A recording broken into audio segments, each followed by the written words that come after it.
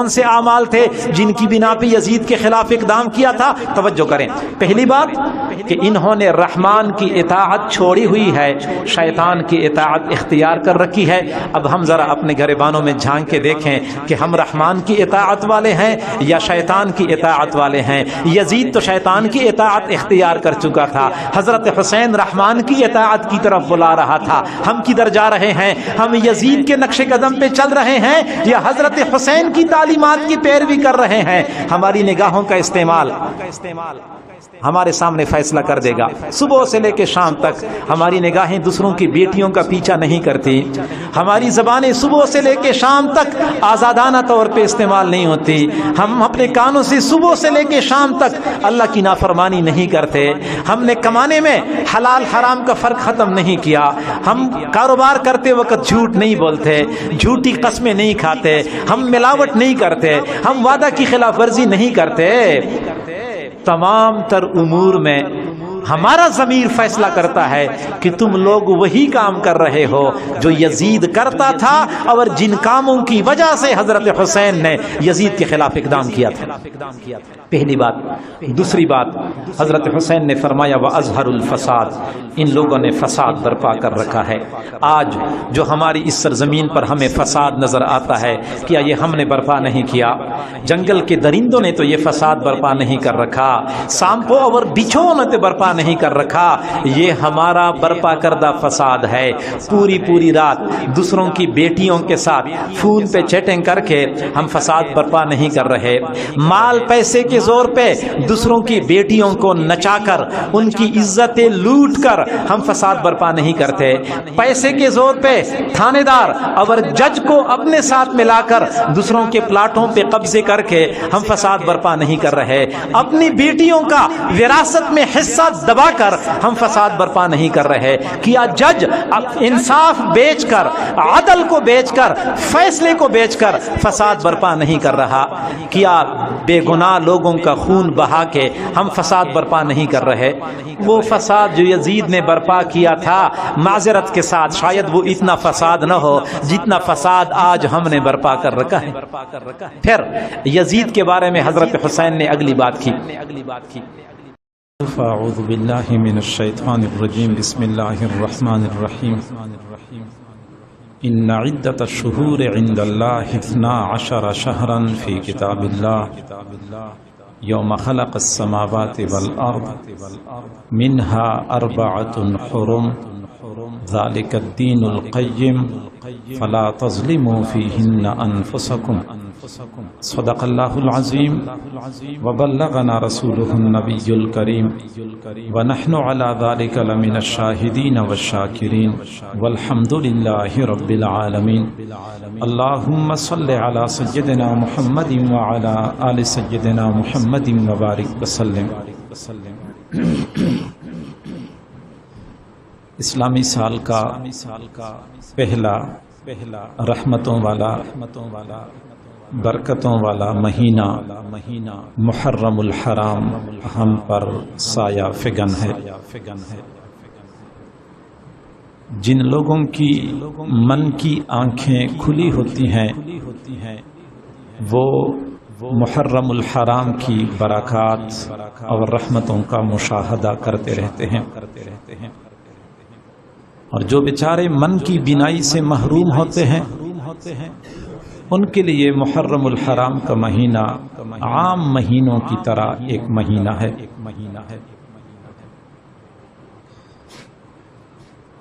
حضور صلی اللہ علیہ وسلم کی تشریف آوری سے پہلے عرب معاشرے میں محرم الحرام کی عظمت اور حرمت مسلم تھی۔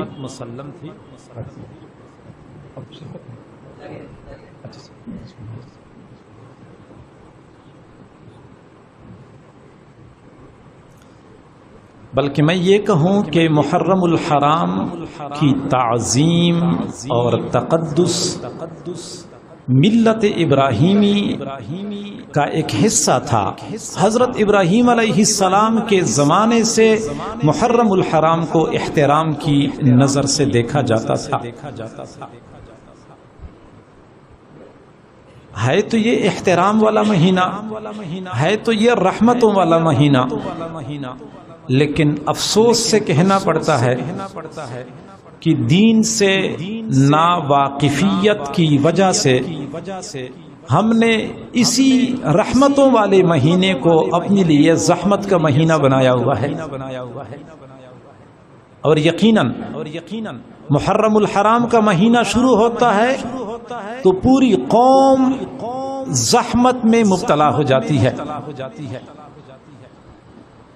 حکومت پریشان کہ ہم امن و امان کو قائم کرنے میں کامیاب ہو سکیں گے یا نہیں ہو سکیں گے۔ مزید کارکنوں کی ڈیوٹیاں لگائی جاتی ہیں، جن کی ڈیوٹیاں پہلی ہوتی ہیں ان کی ڈیوٹیاں بڑھا دی جاتی ہیں۔ چوک چوراہوں پہ آپ کو سرکاری کارندے ڈیوٹیاں سر انجام دیتے ہوئے نظر آتے ہیں۔ مستقل ایک زحمت ہے جس میں پوری حکومت مبتلا ہو جاتی ہے۔ سال کی 11 مہینے حالات ٹھیک ہوتے ہیں، یہ مہینہ شروع ہو جاتا ہے حالات خراب ہو جاتے ہیں، تو یہ رحمت کا مہینہ تو نہ ہوا، ہمارے لیے تو زحمت کا مہینہ بن گیا ہے۔ کاروباری لوگ پریشان ہوتے ہیں، وہ کہتے ہیں محرم الحرام میں کاروبار صحیح نہیں ہوتا، لوگ خریداری نہیں کرتے۔ چند دن پہلے کی بات ہے، مجھے ایک بندہ کہنے لگا کہ حضرت دعا کریں، میں نے کسی کے پیسے دینے ہیں اور ادھر میں پلاٹ بیچنا چاہتا ہوں، دعا کریں کہ محرم سے پہلے میرا پلاٹ بک جائے۔ میں نے کہا محرم سے پہلے والی قید کیوں لگاتے ہیں؟ کہنے لگا حضرت محرم میں پلاٹ نہیں بکتے، لوگ خریدتے نہیں ہیں، خریداری ممنوع۔ جو لوگ بیچارے شادی بیاہ کے ذریعے روزی روٹی کا انتظام کرتے تھے، ان کی روزی روٹی مسدود ہو جاتی ہے۔ دیندار طبقہ اس لیے پریشان ہوتا ہے کہ ان کو اپنی جان بچانے کی فکر ہوتی ہے، سال کے 11 مہینے بے خوف و خطر پھرتے رہتے ہیں۔ یہی علماء طلباء بیچارے پوری زندگی دین کا کام کرتے ہیں، محرم الحرام کا مہینہ شروع ہوتا ہے ان کو یہ پریشانی لاحق ہوتی ہے۔ ایسا نہیں کوئی مشتعل بندہ خواہ میں مجھے اپنے غیظ و غضب کا نشانہ بنا دے۔ اور جو لوگ حضرت حسین کے ساتھ محبت کے دعویدار، وہ تو اپنے آپ کو مار مار کے اچھی خاصی زحمت کے اندر مبتلا ہوتے ہیں۔ تو میرے کہنے کا مقصد یہ ہے کہ یہ رحمتوں والا مہینہ دین سے ناسمجھی اور دین سے ناواقفیت کی وجہ سے ہمارے لیے زحمت کا مہینہ بنا ہوا ہے۔ محرم الحرام کے حوالے سے ہمارے دین کی تعلیمات کیا ہیں، قرآن و حدیث ہماری کیا رہنمائی کرتے ہیں، یہ بات میں نے مختصر انداز میں آپ کے سامنے عرض کرنی ہے۔ آپ توجہ فرمائیں گے تو بات سمجھ میں آ جائے گی۔ معزز سامعین، معزز خواتین، میری ماں بہنوں بیٹیوں،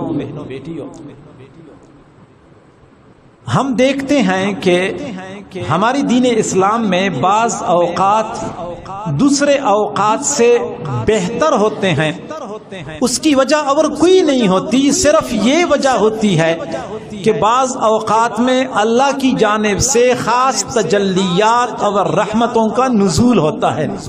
جمعے کی رات ہفتے کی رات سے کیوں بہتر ہے؟ صرف یہ وجہ ہے کہ جمعے کی رات میں جو رحمتیں اترتی ہیں، ہفتے کی رات میں وہ رحمتیں نہیں اترتی۔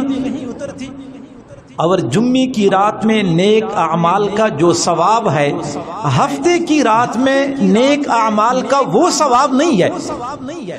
تو ہم جو کہتے ہیں کہ محرم الحرام حرمت والا رحمت والا مہینہ ہے، تو اس کا تقاضا یہ ہے کہ ہم اس مہینے میں باقی مہینوں کی بنسبت زیادہ نیک اعمال کریں تاکہ ہمیں زیادہ ثواب مل جائے۔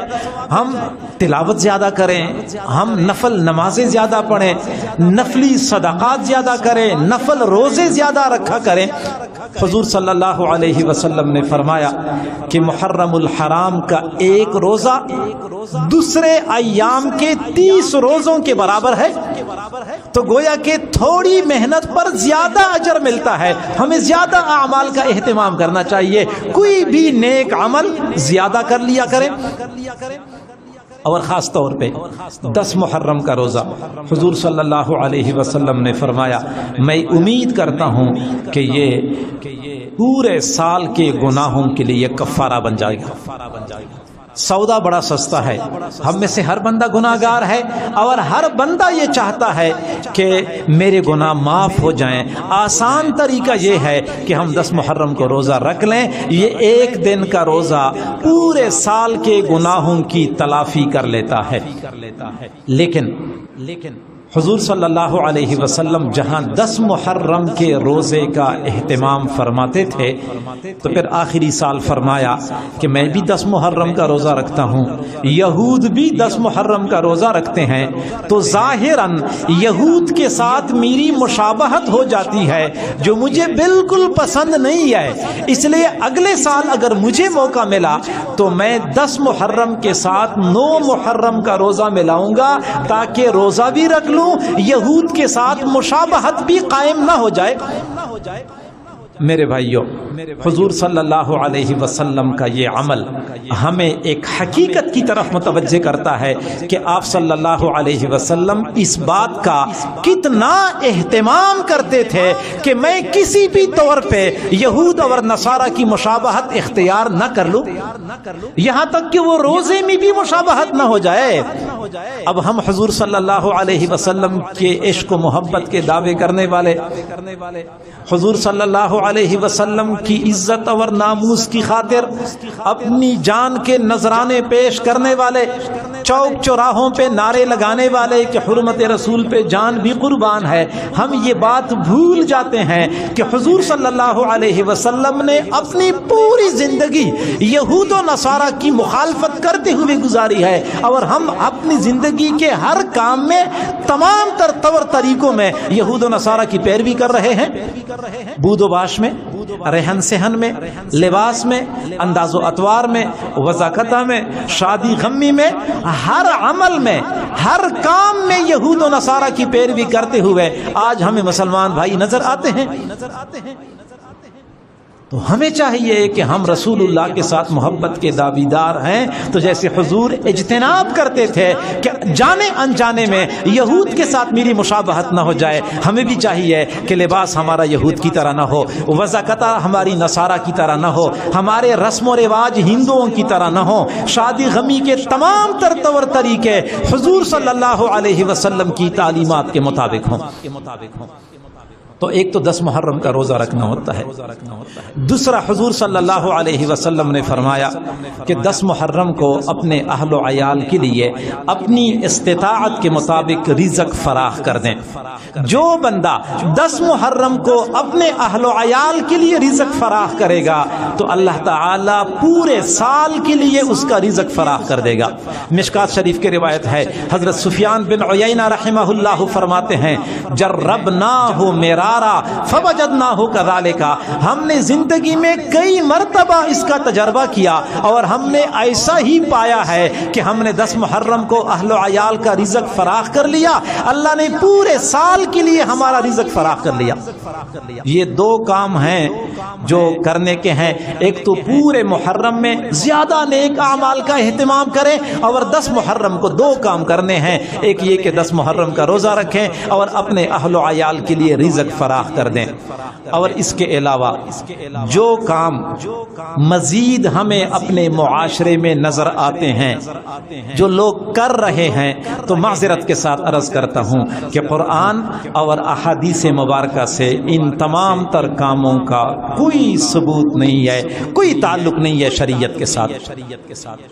اور میں آپ کو بتاؤں کہ کئی مرتبہ ایک کام بظاہر بہت خوشنما ہوتا ہے, بہت اچھا لگتا ہے اور ہر بندہ کہتا ہے اچھا کام ہے, اچھا نظر آتا ہے, لیکن تمام تر خوشنمائی کے باوجود حضور صلی اللہ علیہ وسلم کی سنت کے ساتھ اس کی مناسبت نہیں ہوتی. ایسے کام کی اللہ رب العزت کے ہاں مچھر کے پر کے برابر بھی قدر نہیں ہوتی, چونکہ رسول رسول اللہ کی سنت سے ثابت نہیں ہے۔ ایک چھوٹا سا کاغذ ہوتا ہے، میلا کچیلا بے ترتیب لپٹا ہوا، ایک بندہ مٹھی میں لے لے، دکاندار کے سامنے کھڑا ہو جائے اور اس کا ایک کنارہ دکاندار کو نظر آ جائے، وہ پہچان لیتا ہے کہ 5000 کا نوٹ ہے، اس کی آنکھوں میں چمک پیدا ہو جاتی ہے، فوراً متوجہ ہو جاتا ہے، سر آپ کی کس چیز کی ضرورت ہے، میں آپ کی کیا خدمت کر سکتا ہوں۔ اس کو پتا ہوتا ہے کہ بڑا نوٹ ہے تو بڑا گھاک ہے، زیادہ سودا ہو جائے گا۔ پھر اسی میلے کو چلے نوٹ کے بدلے ہم آٹا بھی خرید لیتے ہیں، گھی بھی خرید لیتے ہیں، چینی بھی خرید لیتے ہیں۔ اب ایک چھوٹا سا نوٹ ہے، ایک اور آدمی ایک بڑا سارا کاغذ بناتا ہے جو بہت خوشنما، بہت خوبصورت، پھول بوٹے بہت اچھے بنا لیتا ہے، بڑا چمکدار، اوپر سے لیمینیشن بھی کر لیتا ہے، بالکل نیا اور صاف ستھرا نوٹ ہے۔ دکاندار کے پاس لے جاتا ہے کہ اس کے بدلے 1 کلو چینی دے دو۔ وہ کہتے ہیں پتہ نہیں کیا پی کے آئے ہو، اس کے بدلے کون چینی دیتا ہے؟ وہ کہتا ہے بھائی ابھی تھوڑی دیر پہلے آپ نے چھوٹے سے کاغذ کے بدلے چینی بھی دے دی، آٹا بھی دے دیا، گھی بھی دے دیا، اور مجھے اتنے بڑے کاغذ کے بدلے 1 کلو چینی کیوں نہیں دیتے؟ تو وہ جواب دے گا کہ وہ عام کاغذ نہیں تھا، وہ اسٹیٹ بینک کا جاری کردہ تھا، اس پر اسٹیٹ بینک کی مہر لگی ہوئی تھی، اس لیے اگرچہ کاغذ چھوٹا تھا لیکن قیمت بہت زیادہ، اور آپ کا کاغذ آپ کا بنایا ہوا ہے، بظاہر بہت خوبصورت لیکن قیمت بالکل بھی نہیں ہے۔ بالکل اسی طرح ہر وہ عمل جس کو حضور صلی اللہ علیہ وسلم نے جاری کیا ہو، حضور صلی اللہ علیہ وسلم کی سنت کی مہر اس پر لگ چکی ہو، بظاہر وہ اتنا بڑا نظر نہ بھی آتا ہو، پھر بھی وہ بڑا قیمتی، بہت فضیلت والا ہوتا ہے۔ اور دوسرا وہ عمل جو لوگوں نے خود بنایا ہوا ہوتا ہے، وہ جعلی ہوتا ہے، وہ اگرچہ بظاہر بہت خوبصورت، بہت خوشنما ہوتا ہے، لیکن چونکہ سنت سے کوئی ثبوت نہیں ہوتا، اس لیے اللہ رب العزت کے ہاں اس کی کوئی قدر و قیمت نہیں ہوتی۔ لہذا سنت اعمال ظاہر میں معمولی بھی نظر آتے ہوں، اللہ کے ہاں بڑی منزلت ہوتی ہے۔ سنت سے ہٹ کے جو بھی عمل اختیار کیا جائے، ظاہر میں کتنا خوشنما کیوں نہ ہو، اللہ کے ہاں کوئی وقت نہیں ہوتی۔ اب میں آپ کو بتاؤں کہ سنت اور بدعت میں فرق کیا ہے۔ سنت کے مقابلے میں بدعت ہوتی ہے، بدعت جو لوگوں نے بنائی ہوئی ہوتی ہے۔ ہم کیسے پہچان سکتے ہیں، ہم کیسے معلوم کر سکتے ہیں کہ یہ سنت ہے، یہ بدعت ہے؟ ایک تو قرآن اور حدیث کی روشنی میں اہل علم حضرات اس کا فیصلہ کرتے ہیں، ایک میں آپ تمام حضرات کو اس کی ایک پہچان بتاتا ہوں، آپ میں سے ہر بندہ فیصلہ کر سکتا ہے کہ یہ سنت ہے اور یہ بدعت ہے، اس کی ایک علامت ہے۔ اب توجہ فرمائیں، سنت حضور صلی اللہ علیہ وسلم کی جاری کردہ ہوتی ہے۔ حضور صلی اللہ علیہ وسلم کی نبوت آفاقی تھی۔ آفاقی کا معنی یہ ہے کہ پوری دنیا کے لیے آپ کی نبوت تھی، اور آپ کی سنت بھی پوری دنیا کے لیے تھی اور ہے۔ چنانچہ دنیا کے 7 بر اعظموں کے لیے میرے محبوب کی نبوت، اور آپ کی ایک ایک سنت دنیا کے 7 بر اعظموں کے لیے ہے۔ لہذا آپ دنیا کے جس علاقے میں چلے جائیں، جس کونے میں چلے جائیں، آپ کو نبی کی سنت یکساں نظر آئے گی، ایک جیسی نظر آئے گی۔ آپ امریکہ میں ہوں یا افریقہ میں ہوں، یورپ میں ہوں یا ایشیا میں ہوں، مشرق میں ہوں یا مغرب میں ہوں، جہاں کہیں جائیں گے آپ کو حضور صلی اللہ علیہ وسلم کی سنت ایک جیسی ملے گی، کیونکہ وہ نبی کی جاری کردہ سنت ہے، وہ نبی کا جاری کردہ طریقہ ہے، اور نبی کی نبوت پوری دنیا کے لیے، اس لیے آپ کی سنت آفاقی ہوگی، پوری دنیا کے لیے ایک جیسی ہوگی۔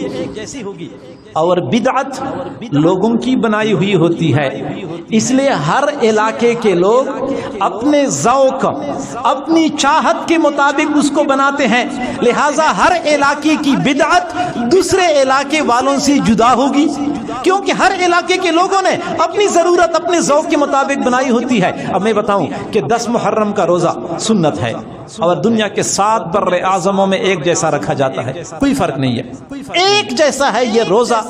لیکن 10 محرم کے جو مزید اعمال ہیں تو تو آپ دنیا کے مختلف شہروں میں جائیں، مختلف علاقوں میں جائیں، آپ کو مختلف نظر آئیں گے۔ پنجاب کے لوگ 10 محرم کے اعمال جو بنائے ہوئے ہیں وہ اپنے انداز سے سر انجام دیتے ہیں، اور اسی 10 محرم کو آپ سندھ میں چلے جائیں تو سندھ کے لوگوں کے طور طریقے جدا ہوتے ہیں۔ آپ خیبر پختونخوا میں چلے جائیں، ان کا منانے کا طریقہ اور ہے۔ آپ ایران میں چلے جائیں، ایران کے لوگ اپنے ہی انداز سے مناتے ہیں۔ آپ شام میں چلے جائیں تو شام کے لوگوں کے طور طریقے اپنے بنائے ہوئے ہیں۔ چونکہ لوگ اپنے ذوق کے مطابق بناتے ہیں، لہٰذا ہر علاقے میں بنائے ہوئے طریقے دوسرے علاقوں سے جدا ہوں گے۔ اس لیے میں نے بتایا کہ سنت آفاقی ہوتی ہے، بدعت علاقائی ہوتی ہے۔ گندم مقصود چیز ہے۔ گندم سندھ میں جائیں، پنجاب میں جائیں، خیبر پختونخوا میں جائیں یا آپ بلوچستان میں جائیں، جہاں جائیں گے آپ کو گندم کا دانہ ایک جیسا ملے گا۔ لیکن گندم کے کھیت میں جائیں تو پودا تو ایک جیسا ہے، اسی گندم کے کھیت میں خودرو پودے جو ہوتے ہیں وہ ہر علاقے کی جدا جدا ہوتے ہیں۔ گندم کا دانہ، گندم کا پودا ہر علاقے کا ایک جیسا۔ گندم کے کھیت میں جو خودرو پودے ہوتے ہیں وہ چونکہ غیر مقصودی ہوتے ہیں، وہ خود بخود اگے ہوتے ہیں، لہٰذا وہ ہر جگہ کی جدا جدا ہوتے ہیں۔ پنجاب کے کھیتوں میں اور چیز اگتی ہے، سندھ کے کھیتوں میں اور چیز اگتی ہے۔ تو جو مقصودی چیز ہے وہ سب کی ایک جیسی، غیر مقصودی چیز جو خامخواہ درمیان میں گھس گئی ہوتی ہے وہ ہر علاقے کی جدا جدا ہوتی ہے۔ تو میرے بھائیوں، 10 محرم میں 2 اعمال ہم نے کرنے ہیں سنت سے ثابت، اس کے علاوہ جو کچھ بھی ہے اس کا شریعت اور سنت سے کوئی تعلق نہیں ہے۔ محرم الحرام کے مہینے میں جو چیزیں قابل اصلاح ہیں ان میں سے ایک تو یہ بدعات سے اجتناب ضروری ہے۔ دوسری بات یہ کہ محرم الحرام کے مہینے میں ہم میں سے ہر بندہ بڑا مفکر اور دانشور بن جاتا ہے، اور سوشل میڈیا نے اور زیادہ فساد برپا کر دیا۔ چنانچہ ہم اتنے بڑے دانشور بن جاتے ہیں کہ آج سے 14 صدیاں پہلے پیش آنے والے واقعات کے بارے میں یہاں سے بیٹھ کے فیصلے کرنا شروع کر دیتے ہیں کہ وہ فلاں جو واقعہ پیش آیا تھا اس میں کس کی غلطی تھی اور کس کی غلطی نہیں تھی، اور کس نے کیا غلطی کی تھی، اور کس کو پکڑا جائے گا، کس کو اجر ملے گا۔ یہاں سے بیٹھ کے ہم فیصلے کرتے ہیں۔ اور میں دوستوں سے کہا کرتا ہوں کہ ہماری عقل، ہمارے فہم اور فراست کا یہ عالم ہے کہ ہماری آنکھوں کے سامنے بیوی اور والدہ کے درمیان جھگڑا ہو رہا ہوتا ہے ہماری آنکھوں کے سامنے، اور ہمارے لیے فیصلہ کرنا دشوار ہوتا ہے کہ غلطی میری بیوی کی ہے یا غلطی میری والدہ کی ہے۔ آپ والدہ کی بات سنیں، بندہ کہتا ہے یار یہ میری بیوی تو بہت ظالم ہے، لیکن بیوی کی بات سنیں، بندہ کہتے ہیں میری بیوی کی ہمت ہے کہ گزارا کر رہی ہے، ورنہ میری والدہ نے تو اس گھر کو جہنم کا نمونہ بنایا ہوا ہے۔ یعنی بندے کے لیے فیصلہ کرنا دشوار ہوتا ہے، آنکھوں کے سامنے جھگڑا ہو رہا ہوتا ہے، فیصلہ دشوار ہے کہ غلطی بیوی کی ہے یا والدہ کی ہے۔ تو یہاں تو ہم اتنے عقل سے عاری ہوتے ہیں، اور آج سے 14 صدیاں پہلے کے واقعات میں ہم حکم بن جاتے ہیں، ہم فیصلے کرنا شروع کر دیتے ہیں غلطی کس کی تھی اور کس کی نہیں تھی۔ میرے بھائیوں، یہ وہ امور ہیں جن کے بارے میں ہم سے نہ قبر میں پوچھا جائے گا، نہ حشر میں پوچھا جائے گا، نہ پولیس رات پہ ہمیں روکا جائے گا پہلے اس سوال کا جواب دے دو۔ بالکل نہیں۔ مجھ سے ایک آدمی نے پوچھا کہ یزید کے بارے میں آپ کا کیا خیال ہے؟ میں نے کہا اپنے بارے میں کیا خیال ہے؟ آپ سے یزید کے بارے میں نہیں پوچھا جائے گا، آپ سے اپنے بارے میں پوچھا جائے گا۔ آپ اپنی بات کریں، آپ کیا ہیں؟ یزید کافر تھا، فاسق فاجر تھا، اللہ کا ولی تھا، متقی تھا، جو بھی تھا وہ تو گزر گیا، وہ تو اپنے اعمال کا بدلہ پانے کے لیے اپنے انجام تک پہنچ گیا ہے۔ آپ اپنی فکر کریں، آپ کیا چیز ہیں؟ اپنے فسق و فجور کی طرف آپ نظر نہیں اٹھاتے، اپنے کرتوتوں پہ آپ نظر نہیں ڈالتے، 14 صدیاں پہلے کے یزید کو لپیٹ میں لے لیتے ہیں اور اپنے اعمال سے ہم بے خبر ہوتے ہیں۔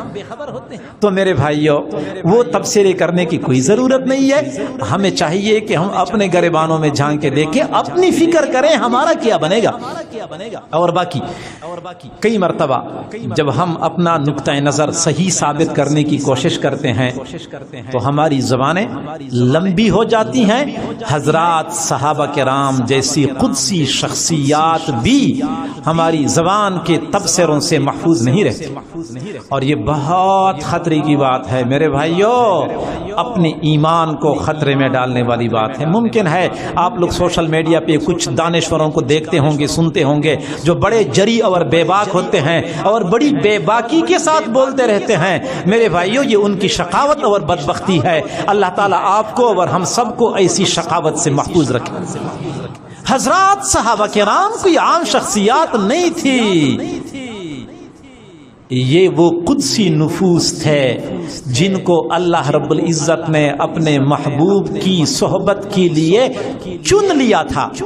وہ خود بخود اکٹھے نہیں ہوئے تھے, وہ اتفاقیہ طور پہ رسول اللہ کے ارد گرد جمع نہیں ہو چکے تھے, وہ دنیاوی اغراض اور مفادات کی خاطر حضور کی جماعت میں شامل نہیں ہو چکے تھے.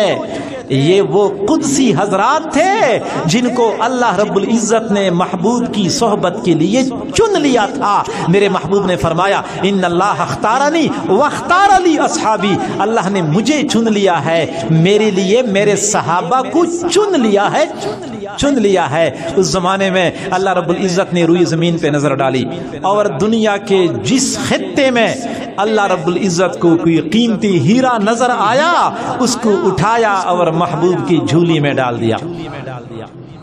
اللہ تعالیٰ نے فارس پہ نظر ڈالی, سلمان فارسی نظر آئے, اٹھایا محبوب کے قدموں میں پہنچا دیا. روم پہ نظر ڈالی, صہیب رومی نظر آئے, پہنچایا, حضور کے غلاموں میں شامل کر دیا. حبشہ پہ نظر ڈالی, حضرت بلال نظر آئے, اٹھایا, حضور کی جھولی میں ڈال دیا. یمن پہ نظر ڈالی, ابو موسیٰ اشعری, ابو ہریرہ نظر آئے, ان کو اٹھا کے حضور صلی اللہ علیہ وسلم کی صحبت کے لیے چن لیا. تو یہ اللہ تعالیٰ کی چناؤ کا نتیجہ ہے. میں یہ کہوں دوسرے لفظوں میں کہ یہ اللہ کے سلیکٹڈ لوگ تھے, یہ اللہ کی سلیکشن کا نتیجہ تھا. اور جو سلیکٹڈ ہوتے ہیں پھر وہ دوسرے لفظوں میں ہم ان کو لاڈلا کہہ سکتے ہیں.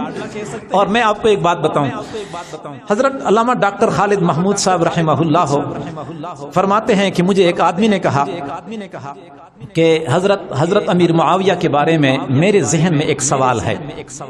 فرماتے ہیں کہ میں نے کہا ٹھیک ہے سوال ہوگا لیکن وہ صحابی ہیں. پھر وہ کہنے لگا سچی بات یہ ہے کہ میرے دل میں 10 سوالات ہیں اس کے بارے میں. میں نے کہا جو بھی ہے وہ صحابی ہیں.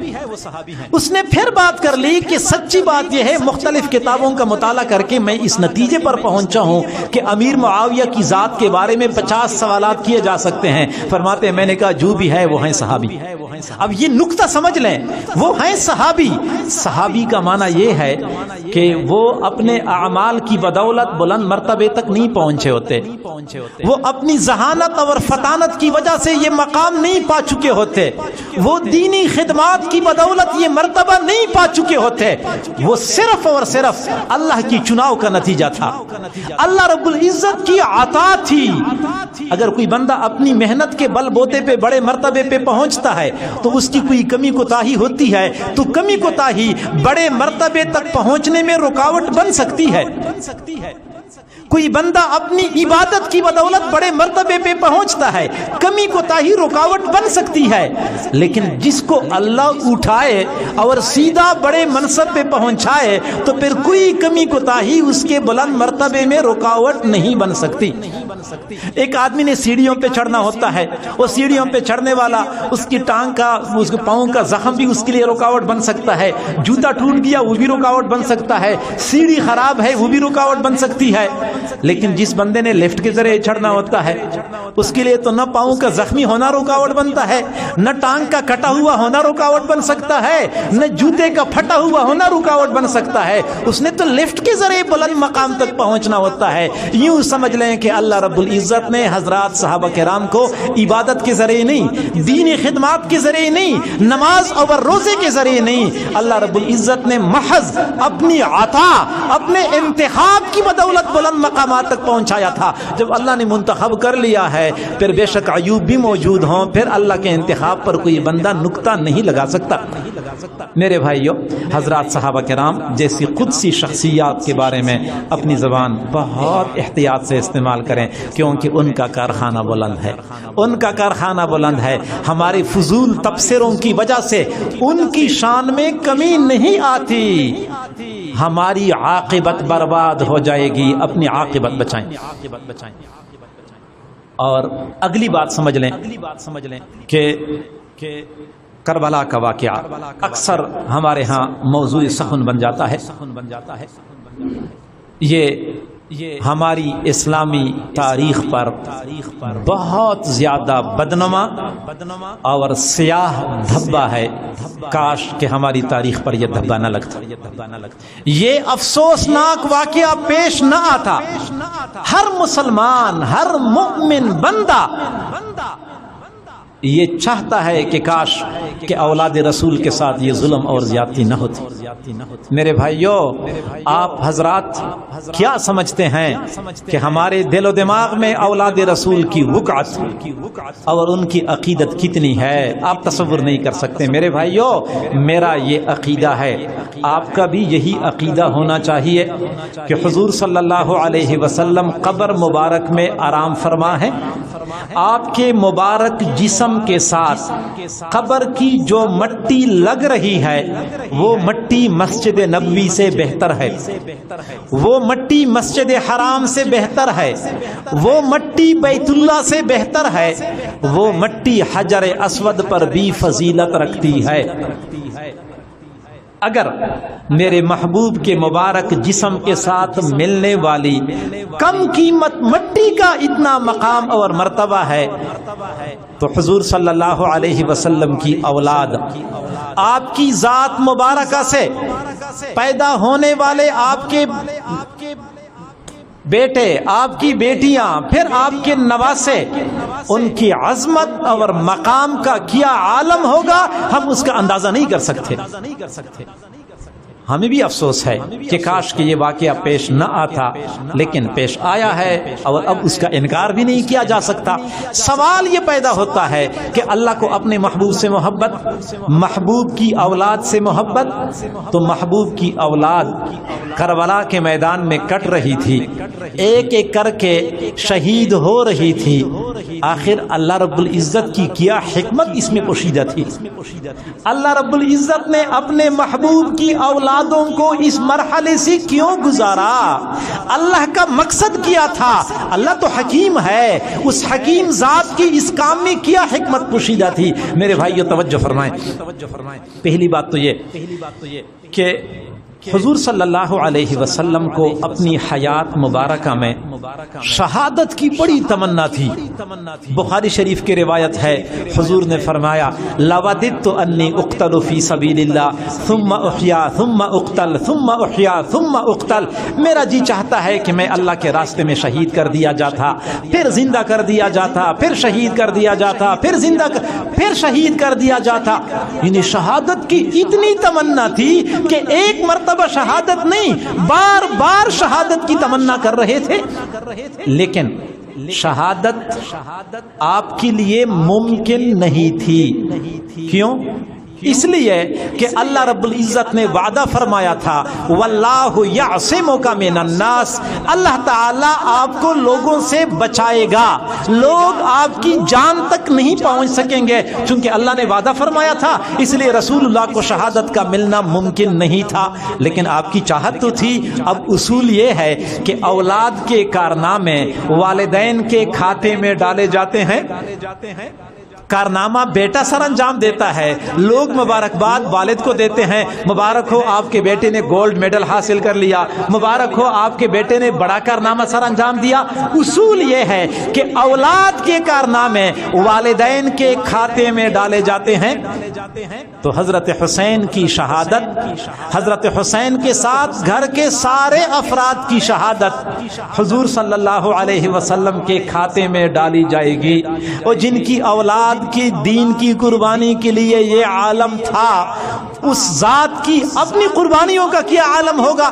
تو رسول اللہ کے کھاتے میں اولاد کی شہادتیں ڈالی جائیں گی۔ اب اگلی بات سنیں کہ چونکہ رسول اللہ کی ذات بہت عظیم، اس لیے کوئی عام شہادت آپ کی ذات کو نہیں سجتی تھی۔ حق یہ بنتا ہے کہ جیسے آپ کی ذات عظیم ہے، آپ کو ملنے والی شہادت بھی ایسی ہی عظیم ہو۔ اور عظیم شہادت وہ ہوتی ہے جو زیادہ مظلومانہ ہوتی ہے، اس لیے اولاد رسول کو اس لیے زیادہ مظلومانہ شہادتیں عطا کر دی گئیں تاکہ شہادت عظیم ہو اور رسول اللہ کی بلند شان کے مطابق ہو۔ اولاد کے کارنامے والدین کے کھاتے میں ڈالے جاتے ہیں۔ رسول اللہ کی یہ چاہت تھی، چونکہ آپ یہ چاہتے تھے کہ میں بار بار شہید کیا جاؤں، بار بار، گویا کہ ایک مرتبہ شہادت نہیں، بار بار کی شہادت کی تمنا تھی، اس لیے آپ کی اولاد کثیر تعداد میں شہید ہو گئی تاکہ آپ کی کھاتے میں زیادہ شہادتیں لکھ دی جائیں۔ ایک تو یہ حکمت ہے اس میں، دوسری حکمت یہ ہے کہ اللہ رب العزت نے اس واقعے کی بنا پہ لوگوں کو سمجھانا تھا کہ میرے محبوب کا مقام اور مرتبہ بہت بلند، میرے محبوب کی اولاد کا مرتبہ بہت بلند، میرے محبوب کے صحابہ کا مرتبہ بہت بلند ہے، لیکن یہ شہادتیں اس لیے ہیں کہ میں دنیا والوں کو بتاؤں کہ میرے دین کی قدر و قیمت کچھ اور ہے۔ حضرت حسین اور ان کے خاندان کے 72 شہداء کی شہادت دین کے لیے تھی، احد کے 70 صحابہ کی شہادت دین کے لیے تھی، بئر معونہ کے 70 صحابہ کی شہادت دین کے لیے تھی، ذات الرجیع کے 10 صحابہ کی شہادت دین کے لیے تھی، حرہ کے واقعے کے 400 صحابہ کی شہادت دین کے لیے تھی، جنگ یمامہ کے 700 صحابہ کی شہادت اس دین کے لیے تھی۔ ابھی چند دن پہلے کی بات ہے، ہم حضرت عمر فاروق رضی اللہ تعالیٰ عنہ کی شہادت کے تذکرے کرتے تھے۔ حضرت عمر کی شہادت دین کے لیے، حضرت عثمان کی مظلومانہ شہادت دین کے لیے، حضرت علی کی شہادت دین کے لیے۔ اللہ رب العزت نے دنیا والوں کو بتانا تھا تم لوگ اپنے گھر میں بیٹھ کے یا اپنی مسجد میں آ کے آسانی سے دین حاصل کرتے ہو، دین پہ عمل کرتے ہو، یہ دین اتنا آسانی سے نہیں پہنچا ہے، اس کے پیچھے ہزاروں نہیں، لاکھوں نہیں، بلا مبالغہ کروڑوں لوگوں کا خون شامل ہو چکا ہے۔ اور میں اگلی بات کروں کہ مجھ سے لے کر حضور صلی اللہ علیہ وسلم تک صحابہ، اہل بیت، تابعین، تبع تابعین، شہداء، مجاہدین، سب کے خونوں کو اگر ملایا جائے تو میرے محبوب کے جسم سے نکلنے والے خون کے ایک قطرے کے برابر بھی نہیں ہو سکتا۔ میرے محبوب کے جسم سے نکلنے والا خون کا ایک ایک قطرہ اتنا قیمتی تھا۔ پھر جب میں طائف کی وادی پہ نظر ڈالتا ہوں جہاں پہ میرے محبوب صلی اللہ علیہ وسلم کے مبارک خون سے طائف کے پتھر رنگین ہو گئے، آپ کے جوتے مبارک خون سے بھر گئے، پھر جب میں احد کے میدان کا تصور کرتا ہوں کہ احد کے میدان میں حضور صلی اللہ علیہ وسلم کے مبارک رخساروں سے، مبارک ماتھے سے بہنے والا خون اس وادی میں جذب ہو چکا ہے۔ آج بھی جب کوئی بندہ وہاں جاتا ہے، جو لوگ صاحب دل ہوتے ہیں اس جگہ پہ پہنچ کے آج بھی حضور صلی اللہ علیہ وسلم کے خون کی خوشبو محسوس کر سکتے ہیں۔ میرے محبوب صلی اللہ علیہ وسلم کے دندان مبارک شہید ہو گئے۔ اللہ نے دنیا والوں کو بتانا تھا تم اندازہ کر سکتے ہو کہ یہ دین کتنا قیمتی ہے۔ آج اسی دین کو ہم پس پشت ڈال لیتے ہیں، اسی دین سے کنارہ کشی اختیار کرتے ہیں، رسول اور آل رسول کی محبت کے دعوے کرتے ہیں، یقیناً ہم ان دعووں کے اندر جھوٹے ہیں۔ اور آخری بات میں عرض کروں کہ کربلا کا یہ واقعہ، محرم الحرام کا یہ مہینہ، حضرت حسین اور ان کے گھر کے افراد کی شہادت ہمیں خود احتسابی کی طرف متوجہ کرتی ہے کہ تم لوگ تذکرے کرتے ہو، فقط کس سے کہانیاں سناتے ہو، فقط مجلس گرماتے ہو، فقط روتے اور رولاتے ہو، صرف اتنا ہی کافی ہے؟ اتنا کافی نہیں ہے، فقط رونا رولانا کافی نہیں ہے۔ شہادت حضرت حسین کے نام پہ کانفرنس کا انعقاد کافی نہیں ہے، مجالس کا انعقاد کافی نہیں ہے، بلکہ ہم اس پورے واقعے کو سامنے رکھ کے اپنے گریبانوں میں جھانک کے دیکھیں، اپنے بارے میں فیصلہ کریں کہ میں کدھر جا رہا ہوں۔ حضرت حسین اور ان کے ساتھی کدھر جا رہے تھے؟ حضرت حسین رضی اللہ تعالیٰ عنہ یزید کے خلاف اٹھ کھڑے ہوئے تھے، اور ایسے کھڑے ہوئے کہ پھر پیچھے ہٹے نہیں، پھر بیٹھے نہیں، جھکے نہیں، کٹ گئے لیکن جھکے نہیں۔ یزید کے خلاف کیوں اٹھ کھڑے ہوئے تھے؟ کیا جائیداد کا جھگڑا تھا؟ کیا رشتے کا مسئلہ تھا؟ کیا پیسوں کے لین دین کا مسئلہ تھا؟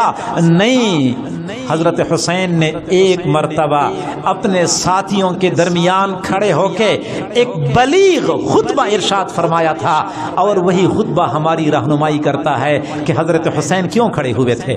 حضرت حسین نے فرمایا انہم لزموا طاعت الشیطان وترکوا طاعت الرحمن، میں یزید اور اس کے ساتھیوں کے خلاف کیوں اٹھ کھڑا ہوا ہوں؟ یزید نے، اس کے ساتھیوں نے رحمان کی اطاعت چھوڑی ہوئی ہے اور شیطان کی اطاعت اختیار کر رکھی ہے۔ وَأَظْهَرُ الْفَسَادِ، زمین میں فساد برپا کر رکھا ہے۔ وَعَطَّلُ الْحُدُودِ، حدود شریعت کو معطل کر رکھا ہے۔ وَاسْتَأْثَرُوا بِالْفَيْءِ، بیت المال کا مال ذاتی استعمال مال کی طرح استعمال کر رہے ہیں۔ وَأَحَلُّوا مَا حَرَّمَ اللَّهُ، اللہ نے جن کاموں کو حرام کر دیا ہے یہ لوگ حلال سمجھ کے وہی کام کرتے ہیں۔ فَأَنَا أَحَقُّ مِنْ غَيْرِي، میں دوسرے لوگوں سے زیادہ حق رکھتا ہوں کہ اپنے نانا کے دین کی حفاظت کے لیے کھڑا ہو جاؤں۔ اب کون سے اعمال تھے جن کی بنا پہ یزید کے خلاف اقدام کیا تھا؟ توجہ کریں، پہلی بات کہ انہوں نے رحمان کی اطاعت چھوڑی ہوئی ہے، شیطان کی اطاعت اختیار کر رکھی ہے۔ اب ہم ذرا اپنے گریبانوں میں جھانک کے دیکھیں کہ ہم رحمان کی اطاعت والے ہیں یا شیطان کی اطاعت والے ہیں۔ یزید تو شیطان کی اطاعت اختیار کر چکا تھا، حضرت حسین رحمان کی اطاعت کی طرف بلا رہا تھا۔ ہم کدھر جا رہے ہیں؟ ہم یزید کے نقش قدم پہ چل رہے ہیں یا حضرت حسین کی تعلیمات کی پیروی کر رہے ہیں؟ ہماری نگاہوں کا استعمال ہمارے سامنے فیصلہ کر دے گا۔ صبح سے لے کے شام تک ہماری نگاہیں دوسروں کی بیٹیوں کا پیچھا نہیں کرتی، ہماری زبانیں صبح سے لے کے شام تک آزادانہ طور پہ استعمال نہیں ہوتی، ہم اپنے کانوں سے صبح سے لے کے شام تک اللہ کی نافرمانی نہیں کرتے، ہم نے کمانے میں حلال حرام کا فرق ختم نہیں کیا، ہم کاروبار کرتے وقت جھوٹ نہیں بولتے، جھوٹی قسمیں نہیں کھاتے، ہم ملاوٹ نہیں کرتے، ہم وعدہ کی خلاف ورزی نہیں کرتے۔ تمام تر امور میں ہمارا ضمیر فیصلہ کرتا ہے کہ تم لوگ وہی کام کر رہے ہو جو یزید کرتا تھا اور جن کاموں کی وجہ سے حضرت حسین نے یزید کے خلاف اقدام کیا تھا۔ پہلی بات۔ دوسری بات، حضرت حسین نے فرمایا وَأَظْهَرُ الْفَسَادِ، ان لوگوں نے فساد برپا کر رکھا ہے۔ آج جو ہماری اس سرزمین پر ہمیں فساد نظر آتا ہے، کیا یہ ہم نے برپا نہیں کیا؟ جنگل کے درندوں نے تو یہ فساد برپا نہیں کر رکھا، سانپوں اور بچھوؤں نے تو برپا نہیں کر رکھا، یہ ہمارا برپا کردہ فساد ہے۔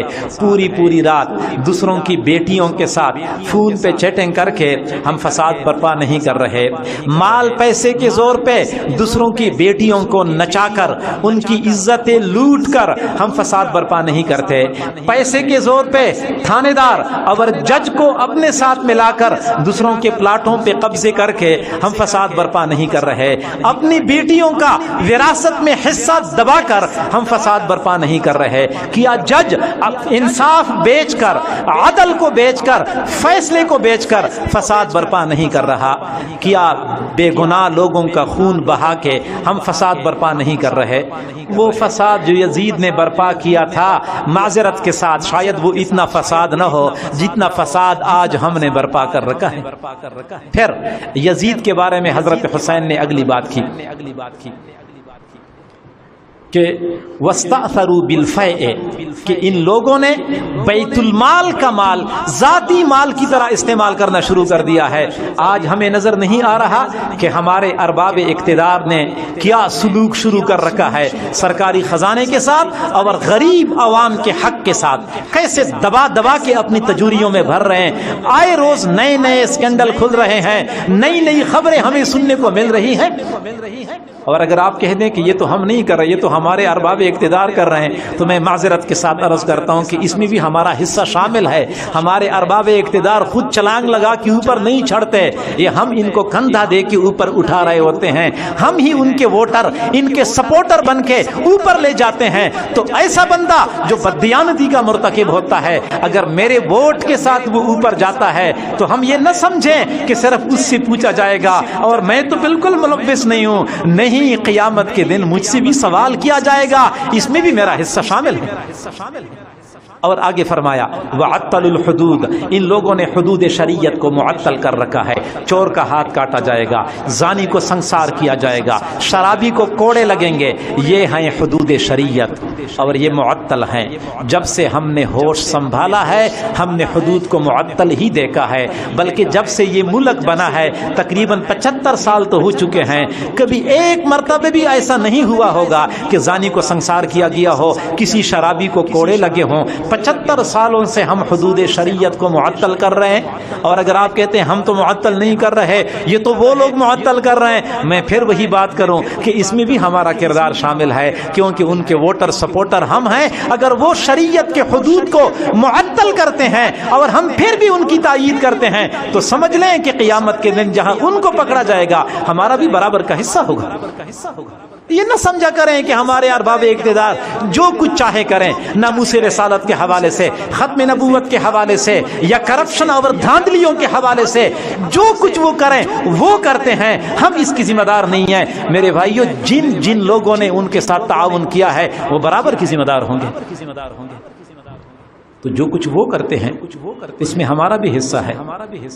تو جو کچھ یزید کرتا تھا وہی سب کچھ ہم کرتے ہیں۔ حضرت حسین نے اگلی بات کی، فرمایا کہ وَأَحَلُّ مَا حَرَّمَ اللَّهُ، ان لوگوں نے ان تمام تر کاموں کو حلال کر دیا ہے جس کو اللہ نے حرام کر دیا ہے، اللہ کے حرام کردہ کاموں کو حلال کر دیا ہے۔ اب ہم ذرا اپنے حالات کا جائزہ لے لیں، کیا رشوت کو چائے پانی کا نام دے کے ہم نے حلال نہیں کیا؟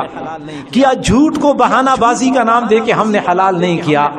کیا غیبت کو گپ شپ کا نام دے کے ہم نے حلال نہیں کیا؟ کیا ناچ گانے کو اور ڈانس کو آرٹ کا نام دے کے ہم نے حلال نہیں کیا؟ کیا رشوت کو پرافٹ کا نام دے کے ہم نے حلال نہیں کیا؟ میں پھر وہی بات کروں کہ شاید یزید نے اتنے حرام کو اپنے لیے حلال نہ کیا ہو جتنا ہم اس وقت کر رہے ہیں، تو پھر ہم یزید پہ لعنت بیچتے ہیں، ہم اپنے اوپر لعنت کیوں نہیں بیچتے؟ ہم یزید کو جہنمی قرار دیتے ہیں، اپنے بارے میں یہ فیصلہ کیوں نہیں کرتے؟ ہم اس کے کرتوتوں کو بنیاد بنا کے تبصرے کرتے ہیں، اپنے گریبان میں جھانک کے ہم کیوں نہیں دیکھتے؟ میرے بھائیوں، معذرت کے ساتھ عرض کرتا ہوں، شاید میرا انداز سخت ہو گیا لیکن میری باتیں حقیقت پر مبنی ہیں۔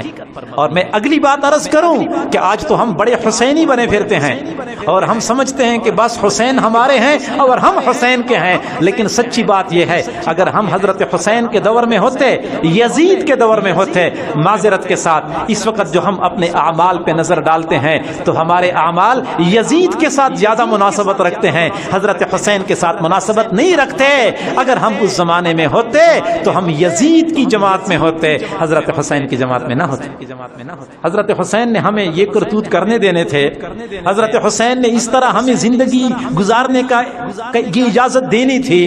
حضرت حسین تو وہ تھے جنہوں نے اس وقت بھی نماز نہیں چھوڑی جب تلواروں کی جھنکار تھی، تیر برس رہے تھے، نیزے آپس میں ٹکرا رہے تھے، انہوں نے نیزوں اور تلواروں کے سائے میں بھی نماز پڑھی تھی، اور ہم سے تو نماز نہیں پڑھی جاتی۔ حضرت حسین کی والدہ تو وہ تھی جنہوں نے پردے کا ایسا اہتمام کیا کہ قیامت کی صبح تک آنے والی خواتین کے لیے ایک مثال چھوڑی ہے۔ آج ہماری بہنیں اور بیٹیاں بے پردہ پھرتی رہتی ہیں، نہ مردوں کو روکنے کا احساس ہوتا ہے نہ خواتین کو اس کا احساس ہوتا ہے۔ تو میرے بھائیو، سچی بات یہ ہے کہ اگر ہم حضرت حسین کے زمانے میں ہوتے تو شاید ہم حضرت حسین کے ساتھ نہ ہوتے، ہم دوسری جانب ہوتے۔ آج دیندار طبقہ حدود شریعت کی بات کرتا ہے، ہم کہتے ہیں یہ دقیانوس ہیں، وہ سنت کی بات کرتا ہے، ہم کہتے ہیں یہ قدامت پرست ہیں، یہ قرآن و حدیث کی بات کرتے ہیں، ہم کہتے ہیں کہ ان کو جدید دنیا کا پتہ نہیں ہے، وہ شریعت کے نفاذ کی بات کرتے ہیں، ہم کہتے ہیں یہ دنیا کے تقاضوں سے واقف نہیں ہے۔ تو حضرت حسین کی کیا مطالبے تھے؟ آج اگر ہم دیندار طبقے سے بیزار ہیں، انہی باتوں کی وجہ سے بیزار ہیں جن باتوں کی وجہ سے یزید حضرت حسین سے بیزار تھا، اور حضرت حسین یزید سے بیزار تھے۔ آج دیندار طبقے کا وہی شکوہ ہے عام لوگوں سے۔ تو میرے بھائیوں، ہمیں چاہیے کہ اگر ہم حسینی ہیں یا ہم چاہتے ہیں کہ قیامت کے دن حسینی بن کے اٹھیں، تو پھر حضرت حسین کی تعلیمات کو معلوم کرنا ہوگا، ان کی تعلیمات کی پیروی کرنی ہوگی۔ تو ہم ماتم نبی کریں، ہم کالے کپڑے نبی پہنیں، ہم سبیلے نبی لگائیں، پھر بھی ہم حسینی ہوں گے۔ جس دین کی خاطر حضرت حسین کٹ مرے تھے اسی دین پہ عمل کریں گے تو ہم حسینی ہوں گے۔ اس دین کو ہم پس پش ڈالیں، پھر صرف ماتم کر کے 10 دنوں کے لیے خود ساختہ طور طریقوں سے محبت کا اظہار کر کے پورے سال کے لیے حسینی بننے کا سند حاصل کرنا، دنیا والوں کو تو ہم دھوکہ دے سکتے ہیں، لیکن اللہ کے ہاں تو یہ 2 نمبری نہیں چلتی۔ حضرت حسین کی تعلیمات کی پیروی کریں، سچے حسینی بنے، نام کے حسینی نہیں کام کے حسینی بننے کی ضرورت ہے۔ اللہ تعالی ہم سب کو سمجھنے اور عمل کرنے کی توفیق عطا فرمائے۔ کوئی ایسی بات میں نے کی ہو جو کسی کو ناگوار گزری ہو تو میں ایک مرتبہ پھر معذرت چاہتا ہوں۔ اللہ تعالی ہم سب کو سمجھنے اور عمل کرنے کی توفیق عطا فرمائے۔ وآخر دعوانا ان الحمد للہ رب العالمین۔